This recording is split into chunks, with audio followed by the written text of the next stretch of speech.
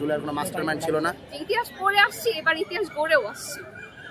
আতঙ্কের মধ্যে কেটেছে প্রত্যেকটা দিন। আজ ১ জুলাই ২০২৫ রক্তাক্ত জুলাইয়ের দিন।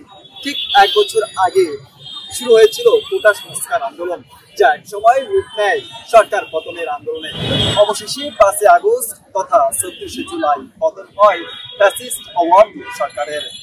দর্শক, এই দীর্ঘ ৩৬ দিনে আন্দোলনকারীরা কিভাবে কাটিয়েছিল তাদের প্রতিটি দিন, কেমনই বা ছিল তাদের আন্দোলনের প্রতিটি মুহূর্ত, জানার চেষ্টা করবো আজকের প্রতিবেদনে।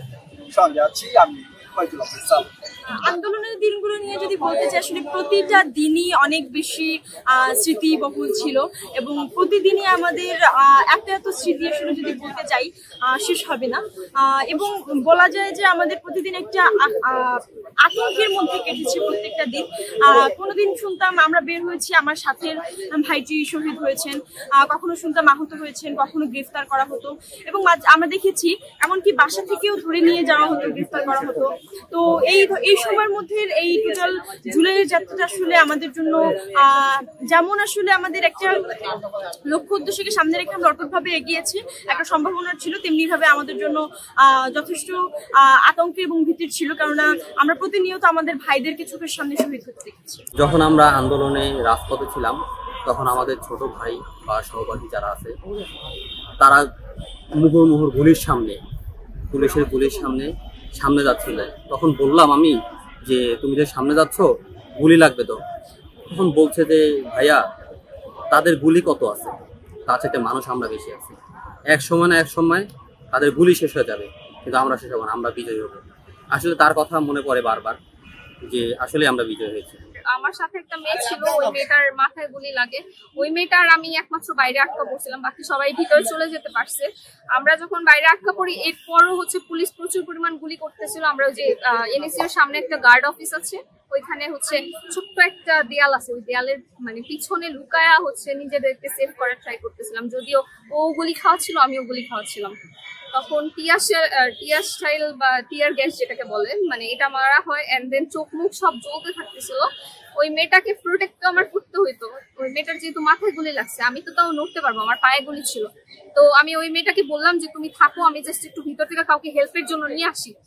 তো ওই মেয়েটা কথাও বলতে পারতেছিল না, এন্ড দেন আমি জাস্ট মেয়েটাকে বললাম যে লাইক তুমি থাকো। আমি চোখ মুখ ঢেকে তারপর দৌড় দিছি, যে আমার এখান থেকে ওই ডিস্টেন্সটা কতটুকু এটা দেখছি, দেখে আমি চোখ আটকায় দৌড় দিছি যে তাকাইতে পারবো না।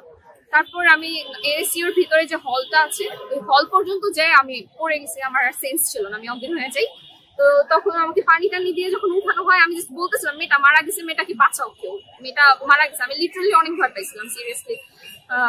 এরকম জিনিস জীবনে বললাম না, ইতিহাস সাক্ষী, ইতিহাসের সাক্ষী সামথিং এরকম কিছু একটা হয়েছে। ইতিহাস পড়ে আসছি, এবার ইতিহাস গড়েও আসছি।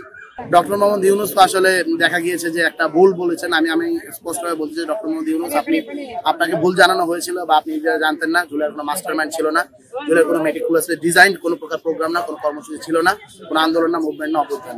জুলাই একটা অর্গানিক, আমাদের কাজ ছিল সমন্বয় করা। আমরা সবাইকে সমন্বয় করেছি, আমরা একটা নতুন ভাষা প্রদান করেছি, আমরা শিক্ষার্থীদেরকে ডেকেছি, বাংলাদেশের ছাত্র জনতাকে ডেকেছি, তারা আমাদের ডাকে সাড়া দিয়েছে, যেহেতু তারা ফিল করেছে আমাদের লক্ষ্য আমাদের উদ্দেশ্য এবং তাদের লক্ষ্য তাদের উদ্দেশ্যে। এইটুকু।